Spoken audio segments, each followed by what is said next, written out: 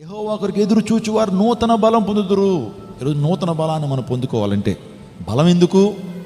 మన జీవితంలో బలాన్ని సంపాదించడం ఎందుకు? బలాన్ని పొందుకోవడం ఎందుకంటే ప్రాముఖ్యంగా మన శరీరంలో బలం ఎందుకంటే రోగ నిరోధక శక్తి మనం ఎప్పుడైతే పొందుకుంటామో వైరస్ని మనం సమర్థవంతంగా ఎదుర్కోగలుగుతాం. మనం బలవంతులుగా మారినప్పుడు ఈ యొక్క సమాజంలో బ్యాక్టీరియా కావచ్చు, వైరస్ కావచ్చు, ఇన్ఫెక్షన్స్ మన బాడీలోకి అంత ఈజీగా రావు. ఆలోచన చేయండి, కరోనా టైంలో చాలామందికి ఎందుకు వారు మరణించారంటే వారిలో రోగ నిరోధక శక్తి తక్కువ అవటం ద్వారా. నువ్వు త్రాగేటువంటి ఆ యొక్క ఏదైతే మద్యపానం ఏదైతే ఉందో అది మన రోగ నిరోధక శక్తిని ఏం చేస్తుంది? తగ్గించేస్తుంది. తద్వారా మనం సమస్యలు లేకపోతే వ్యాధుల బారిన పడేటువంటి అవకాశాలు ఉంటాయి.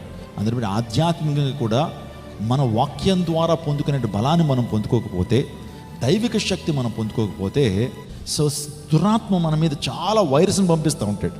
దురాత్మ శక్తులు మన మీద ఆ ఏలుబడి చేయడానికి వస్తున్నప్పుడు మనలో బలము లేకపోతే, మనం నూతన బలం పొందుకోకపోతే వాడి యొక్క ప్రతి తంత్రానికి, వాడి యొక్క ప్రతి బాణానికి మనం గురవుతాం. మన జీవితాల్లో మనం నష్టపోవాల్సి వస్తుంది.